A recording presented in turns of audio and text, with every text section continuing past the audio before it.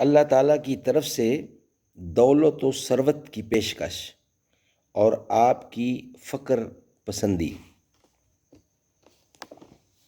اردو ترجمہ اور تشریحات کے ساتھ احادیث نبوی کا ایک جدید اور جامع انتخاب، معارف الحدیث، تالیف مولانا محمد منظور نعمانی رحمۃ اللہ، جلد دوم، صفحہ نمبر 86۔ اللہ تعالیٰ کی طرف سے دولت و ثروت کی پیشکش اور آپ کی فقر پسندی۔ قال النبی صلی اللہ علیہ وآلہ وسلم، حضرت ابو امامہ سے روایت ہے کہ رسول اللہ صلی اللہ علیہ وسلم نے بیان فرمایا کہ اللہ تعالیٰ نے میرے سامنے یہ بات رکھی کہ میرے لیے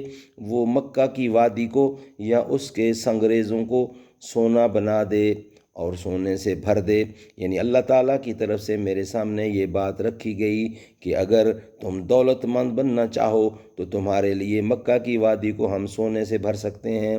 تو میں نے عرض کیا کہ میرے پروردگار، میں اپنے لیے یہ نہیں مانگتا، بلکہ میں ایسی ناداری اور غریبی کی حالت میں رہنا پسند کرتا ہوں کہ ایک دن پیٹ بھر کھاؤں اور ایک دن بھوکا رہوں، تو جب مجھے بھوک لگے تو آپ کو یاد کروں، آپ کے سامنے عاجزی اور گریہ زاری کروں، اور جب آپ کی طرف سے مجھے کھانا ملے اور میرا پیٹ بھرے تو میں آپ کی حمد اور آپ کا شکر کروں۔ معلوم ہوا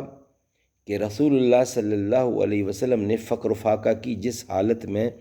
زندگی گزاری وہ اپنے لیے خود آپ نے پسند کی تھی،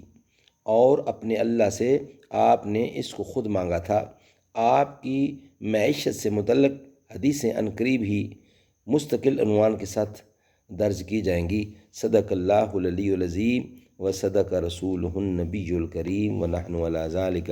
من الشاہدین والشاکرین والحمد للہ رب العالمین۔